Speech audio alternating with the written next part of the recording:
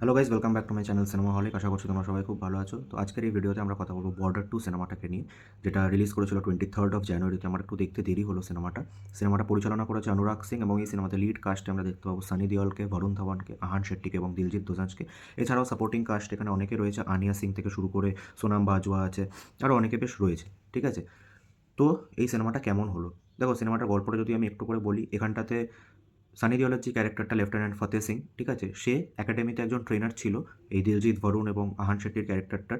ঠিক আছে, তো এরা তিনজনের আর কি ব্যাচমেট ছিল, বিভিন্ন বিভিন্ন জায়গায় এরা কাজ করে। বরুণ ধাওয়ান একজন আর্মি অফিসার, ঠিক আছে, তারপরে আহান শেট্টি হচ্ছে গিয়ে নেভিতে কাজ করে, এবং দিলজিৎ দোসাঞ্জ হচ্ছে গিয়ে এয়ারফোর্স অফিসার। ঠিক আছে, এবং সানি দেওল হচ্ছে গিয়ে এদের ট্রেনার ছিল একটা টাইমে। ঠিক আছে, তো 1971 ইন্ডো পাকিস্তান ওয়ার, ঠিক আছে, ওয়েস্টার্ন ফ্রন্টে যে এই যুদ্ধটা হয়েছিল ইন্ডিয়ার সাথে পাকিস্তানে, সেটাকে নিয়ে এই গল্পটা। তো কেমন হলো এই সিনেমাটা?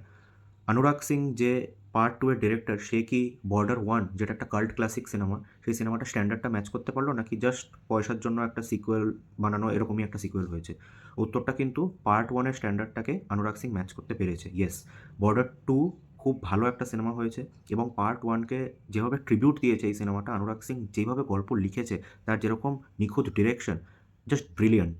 ঠিক আছে, এখানে সিনেমার পজিটিভ দিক এবং নেগেটিভ দিকে যদি চলে আসি, প্রথম যেটাই সিনেমাটার পজিটিভ দিক, সেটা হচ্ছে কি প্রত্যেকের পারফরমেন্স।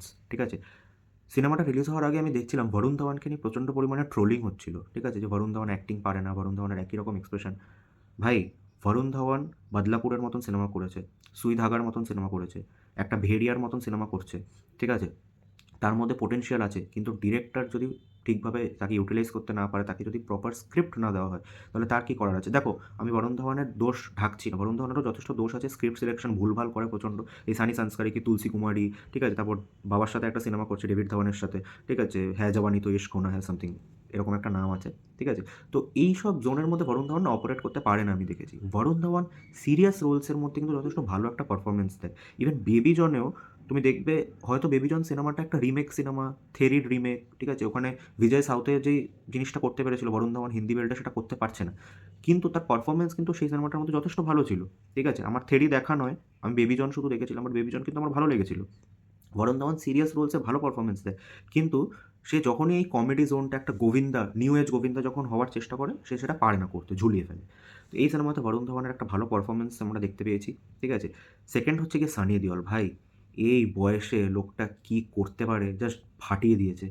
ঠিক আছে, মানে ইমোশনাল সিনসে বলো, মাস সিনসে বলো, ঠিক আছে, মানে ওই যে পাকিস্তানের আর্মিগুলোকে যে ফোন করে থ্রেট দিচ্ছে, ভাই ডায়লগ বাজি, ডায়লগ ডেলিভারি, এই বয়সে কি অরা লোকটার, মানে হ্যাটস অফ সানি দেওলকে। দিলজিৎ দোসাঞ্জ ভালো পারফরমেন্স দিয়েছে। আহান শেট্টি পারফরমেন্সটা আমার ওকেশ লেগেছে। ক্যারেক্টারটাকে খুব একটা বেশি স্পেস দেওয়া হয়নি বলে আমার মনে হয়, ক্যারেক্টারটা আরও কিছু স্পেস দেওয়ার দরকার ছিল। ঠিক আছে, কিন্তু সে নিজের জায়গায় ঠিক আছে। সাপোর্টিং কাস্টও প্রত্যেকে ভালো কাজ করেছে। দেখো, এখানে ফিমেল ক্যারেক্টার্সগুলো বরুণ ধাওয়ানের ওয়াইফের ক্যারেক্টারটার বাদে সেরকম আর কিছু করার ছিল না। ঠিক আছে, apart from Varun Dhawan's wife character, সে যে প্লে করেছে আমি তার নামটা জানি না। ঠিক আছে, কিন্তু এই সোনাম বাজওয়া, তারপরে সাপোর্টিং কাস্ট আরও যারা যারা ফিমেল ক্যারেক্টার্স ছিল, তাদের ওই ওয়ান ডাইমেনশনাল রোল, ওই ঘরের বউ, মা, এসবেরই রোল। মেন তো এখানটাতে আর্মি অফিসারদের রোলগুলো। আচ্ছা, সাপোর্টিং কাস্টে এখানটাতে যে আর্মি অফিসার্সগুলো রয়েছে, তাদেরও কিন্তু প্রত্যেকের পারফরমেন্স যথেষ্ট ভালো। একটা সিন রয়েছে এই সন্দেশে আতে হ্যাঁ গানটা শুরু হওয়ার জাস্ট কিছুক্ষণ আগেই। ঠিক আছে, একজনের মা মারা গেছে আর একজনের মেয়ে হয়েছে। ঠিক আছে, কিন্তু যার মা মারা গেছে, তাকে, যার মেয়ে হয়েছে, সে না এই কথাটা বলতে পারছে না। ঠিক আছে, কারণ তার দুঃখের কাছে ওর খুশির খবরটা যেন মনে হচ্ছে না বলাটাই ভালো। ঠিক আছে, তো এইরকম একে অপরের ইমোশন বোঝা, টিম বন্ডিং, ঠিক আছে, টিমের মধ্যে কেমিস্ট্রি, এই জিনিসগুলো ওয়ার্ক করেছে বলে কিন্তু সিনেমাটা আরও বেশি ভালো হয়েছে। ঠিক আছে, বর্ডার 1 তোমরা আজকে চালিয়ে দেখে নাও, প্রত্যেকটা ড্রামা, প্রত্যেকটা ইমোশনাল সিন ওয়ার্ক করে বলেই কিন্তু বর্ডার 1 একটা কাল্ট ক্লাসিক সিনেমা। এখানটাতে সিনেমাটা রানিং লেন্থটা 3 ঘন্টা 15 মিনিটের কাছাকাছি। ঠিক আছে, একটা মোমেন্টও তোমাকে বোর ফিল করাবে না, এবং এটা আমার দেখে খুব ভালো লাগছে যে ধুরন্ধরের পরবর্তীতে প্রত্যেকটা ডিরেক্টর ওই অ্যালগোরিদমের উপর ডিপেন্ডেন্ট হচ্ছে না। ঠিক আছে, যে এই দেখো, আমি এটা আগেও অ্যাড্রেস করেছি আমার অনেক ভিডিওর মধ্যে, যে অডিয়েন্সের অ্যাটেনশন স্প্যান এত কম, এত কম। ঠিক আছে, মানে ওদেরকে তুমি থার্ড ক্লাস কন্টেন্ট দেখাও, ওরা খুব ভালোভাবে সেটা দেখবে, হজম করবে, ওটা নিয়ে চর্চা হবে। কিন্তু কেউ একজন খেটে কিছু বানাচ্ছে, কিছু হার্ডওয়ার্ক করে বানাচ্ছে, তখন সেটাকে খালি সাইড করে দেওয়া হয়, যে না আমি এটা দেখবো না। কেন? কারণ সেখানটাতে পরিশ্রম আছে, সেখানে একটা মানুষ ইন্টেলেকচুয়াল কথাবার্তা বলছে, সেটা তার সহ্য হচ্ছে না। ঠিক আছে, তো এই অডিয়েন্সের অ্যাটেনশন স্প্যানটা ধরে রাখা, এটা কিন্তু খুব চ্যালেঞ্জিং একটা ব্যাপার হয়েছে। ঠিক আছে, ধুরন্ধরের পরবর্তীতে ডিরেক্টরসরা যে ওই অ্যালগোরিদমের উপর ডিপেন্ডেন্ট হয়ে যাচ্ছে না, যে যেহেতু মানুষের অ্যাটেনশন স্প্যান কম, তাই জন্য আমি ফটফট করে রিলসের মতন একটা সিনকে ট্রিটমেন্ট করব। ঠিক আছে? No, this is not the way how you make a film. ঠিক আছে? একটা ফিল্ম বানাতে গেলে সেটা যতটা রানিং লেন্থ ডিমান্ড করছে, তুমি ততটাই রানিং লেন্থ সেটার মধ্যে দাও। যদি মনে হয় সিনেমাটা 3.5 ঘন্টার করতে হবে, তাই করো। যদি মনে হয় সিনেমাটা 4 ঘন্টা পেরিয়ে যাচ্ছে, দেখো সেন্সর বোর্ডের তো কিছু করার নেই, সিনেমার একটা রানিং লেন্থ রাখতে হয় কমার্শিয়াল বানানোর জন্য সেটাকে। ঠিক আছে? তো সেই ক্ষেত্রে তুমি ওয়েব সিরিজ হিসাবে সেটা রিলিজ করো, আমরা তাও দেখে নিতে রাজি আছি। অ্যাটলিস্ট যারা সিনেমা ভালোবাসে আমার মতন, ঠিক আছে, তাদের জন্য ভাই প্লিজ সিনেমার রানিং লেন্থকে বড় করো, যদি তোমরা ভালো কিছু বানিয়ে থাকো, কোনো প্রবলেম নেই। ঠিক আছে? তো এটা আমার একটা সেকেন্ড পজিটিভ দিক মনে হলো যে সিনেমার রানিং লেন্থ কিন্তু কোথাও বোর ফিল করাবে না। ফার্স্ট হাফ বলো, সেকেন্ড হাফ বলো, খুব ভালোভাবে প্রত্যেকটা সিনকে ট্রিট করা হয়েছে। প্রত্যেকটা আর্মি অফিসারের ফ্যামিলি, এই যে বরুণ ধওয়ান, সানি দেওল, দিলজিৎ, আহান, ঠিক আছে, এদের প্রত্যেকের ফ্যামিলির ব্যাক স্টোরিটা কিন্তু খুব ভালোভাবে দেখানো হয়েছে, যার জন্য না সেই ইমোশনটা ফিল করতে পারছি আমরা। তুমি যদি এই সিনগুলোকে রিলসের মতন ট্রিটমেন্ট করতে, তাহলে কি সেটা করতে পারতাম? পারতাম না আমরা ফিল সেটা। যেহেতু প্রত্যেকটা ব্যাক স্টোরি ভালোভাবে দেখানো হয়েছে, বিল্ড আপ চলেছে ফার্স্ট হাফটা ধরে বেসিক্যালি। ফার্স্ট হাফটা পুরো বিল্ড আপের উপরে দাঁড়িয়ে রয়েছে এবং সেকেন্ড হাফে হচ্ছে অ্যাকচুয়াল গল্পটা, যে যুদ্ধটা হতে চলেছে ইন্ডো পাকিস্তান ওয়ার, সেটার উপরে। থার্ড যে পয়েন্টটা আমার এই সিনেমাটার মধ্যে খুব ভালো লাগলো, যে এই সিনেমাটা পাকিস্তানকেই খারাপ দেখাচ্ছে। ঠিক আছে? এই সিনেমাটা পাকিস্তানের বিরুদ্ধে রয়েছে, কিন্তু এই সিনেমাটা কিন্তু ইসলামোফোবিক নয়। ঠিক আছে? মানে মুসলিমদেরকে খারাপ দেখাবো, মুসলিম রিলিজিয়নটাকেই পুরো খারাপ দেখাবো, সেটা কিন্তু এই সিনেমাটা নয়। সিনেমাটা পাকিস্তানকেই শত্রু দেখাচ্ছে, ওদের বিরুদ্ধেই এই সিনেমাটা বানানো হয়েছে।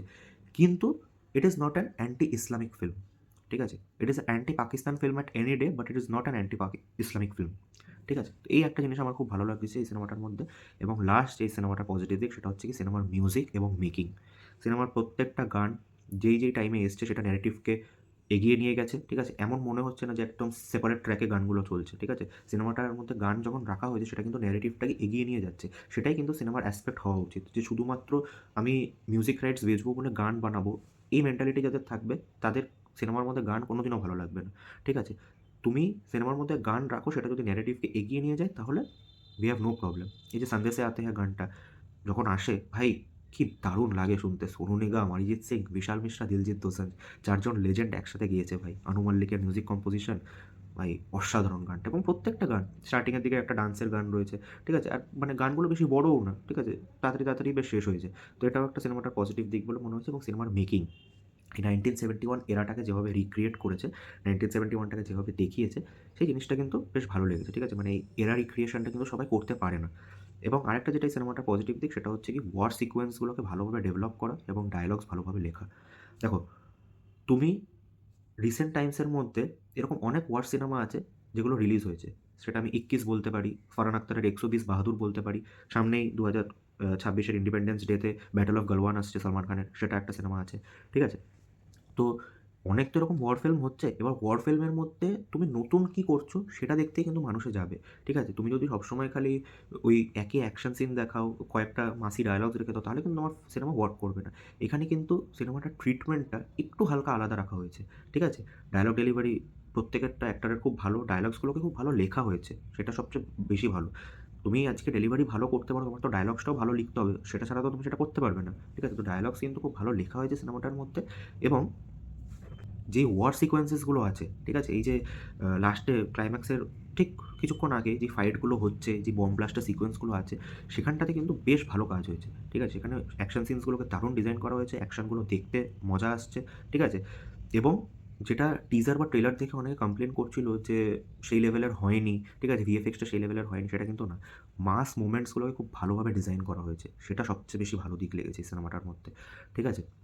সানি দেওলের লাস্টে মানে ক্লাইম্যাক্সটার ঠিক একটু আগে একটা সিন রয়েছে, যেখানে না সে আসে বরুণ ধাওয়ানের ক্যারেক্টারটাকে বাঁচাতে। ভাই ওই সিনটা একবার খালি দেখবে তোমরা। ঠিক আছে? মানে জাস্ট উড়িয়ে দিয়েছে ওই সিনটা। আমরা হলের মধ্যে বেশিজন ছিল, যেহেতু আমি নাইট শো দেখতে গেছিলাম। ঠিক আছে? বেশিজন হলের মধ্যে ছিল না, খুব বেশি হলে 15 থেকে 20 জন মতন ছিল। ঠিক আছে? ওই সিনটাতে প্রত্যেকে ভাই হাত তালি সিটি দিয়ে ভরিয়ে দিয়েছে। ঠিক আছে? কারণ ভাই ওই সিনটা ওয়ার্ক করছে। ঠিক আছে? ওই ইমপ্যাক্টটা দিতে পারছে। স্টার্টিং থেকে বিল্ড আপটা এমনই দিয়েছে, যার জন্য ওই সিনটা ওয়ার্ক করে যাচ্ছে। তো এই ছিল এই সিনেমার ভালো দিক। সিনেমার খারাপ দিক যদি আমি বলতে পারো, আমি মেনলি এখানে দুটো জিনিস খারাপ বলবো এই সিনেমাটা। আহান শেট্টির যেই ক্যারেক্টারটা, সেটাকে খুব একটা ভালোভাবে বিল্ড আপ দেওয়া হয়নি। ওই কোনো মতে আর কি জোড়াতাপ্তি দিয়ে দেখিয়েছে। এবং আহান শেট্টির ক্যারেক্টারটা সবার প্রথমেই কিন্তু মারা যায়। ঠিক আছে? তো আহান শেট্টির ক্যারেক্টারটা খুব বেশি কিছু করার ছিল না এটার মধ্যে। পারফরম্যান্স সে ভালো দিয়েছে, আমি সেটা নিয়ে বলছি না। বাট সেই ক্যারেক্টারটা আমার মনে হয় আরেকটু বিল্ড আপ, ফ্যামিলির সাথে ইকুয়েশনটা বা এই এদের টিমটা যে, ঠিক আছে? টিমের মধ্যে যে বন্ডিংটা, এটা আরেকটু যদি স্ট্রং দেখাতে পারতো আহান শেট্টির সাথে, ঠিক আছে? তাহলে আমার মনে হয় এটা কিন্তু আরও ভালো হতে পারতো। এবং আরেকটা জিনিস যেটা আমার মনে হয় আরেকটু সেটা দেখাতে পারতো সেটা হচ্ছে কি সানি দেওয়ালের ছেলে যেখানটাতে প্লে করেছে, ঠিক আছে? তার ক্যারেক্টারটারও না মনে হয় যে মানে যেন হঠাৎ করেই এলো এবং হঠাৎ করেই চলে গেল, ঠিক আছে? একটা ব্যাক স্টোরি দেখানো হয়েছে এই ক্যারেক্টারটার জন্য। কিন্তু আমার মনে হয় ওটা আরেকটু যদি দেখাতে পারতো তাহলে কিন্তু সেটা আরও ভালো ওয়ার্ক করতো। ঠিক আছে? এটাই ওভারঅল বলার এই সিনেমাটাকে নিয়ে। সিনেমাটা বর্ডার 1 এর থেকে আমার অ্যাট এনি ডে বেটার মনে হয়। তো বর্ডার 1 যদি আমাদের আগের জেনারেশনের মনে থাকে, তো বর্ডার 2 কিন্তু আমাদের জেনারেশন যাতে মনে রাখে এমনই একটা সিনেমা হয়েছে, আমরাও গিয়ে সামনে 10টা মানুষকে বলতে পারবো যে হ্যাঁ, বর্ডার 2 বলে একটা সিনেমা এসেছিল আমাদের টাইমে। ঠিক আছে? তো অনুরাগ সিং খুব ভালোভাবে বর্ডার 1 এর স্ট্যান্ডার্ডটা ম্যাচ করতে পেরেছে। সিনেমাটা খুব ভালো একটা সিনেমা হয়েছে এবং জাস্ট টাকার জন্য একটা ক্যাশ গ্র্যাব করে আমি সিক্যুয়েল বানিয়ে দিলাম। ঠিক আছে? এরকম টাইপের সিক্যুয়েল কিন্তু এটা হয়নি। এই সিক্যুয়েলটা সত্যিই খুব ভালো, well written, well directed and well executed একটা সিক্যুয়েল হয়েছে। এটুকুই বলার ছিল এই সিনেমাটাকে নিয়ে। তোমরা যারা বর্ডার 2 দেখেছো তাদের ওপিনিয়ন জানি, এবং যদি না দেখে থাকো তাহলে ডেফিনিটলি চেক আউট করতে পারো। খুব ভালো একটা সিনেমা হয়েছে। অ্যাক্টরদের পারফরম্যান্স খুব ভালো। মিউজিক, অ্যাকশন সিকোয়েন্সেস খুব ভালো হয়েছে সিনেমাটার। Overall a good film. ঠিক আছে? তো এটুকুই বলার এই সিনেমাটাকে নিয়ে। আশা করছি তোমাদের ভিডিওটা ভালো লেগেছে। ভালো লেগে থাকলে তোমরা জানো যা, যা করতে হয় সেগুলো অবশ্যই করে দিও, এবং চ্যানেলে যদি নতুন হয়ে থাকো চ্যানেলটাকে অবশ্যই সাবস্ক্রাইব করে দিও। অনেক দিন পর একটা ভিডিও নিয়ে ফাইনালি এসেছি। ঠিক আছে?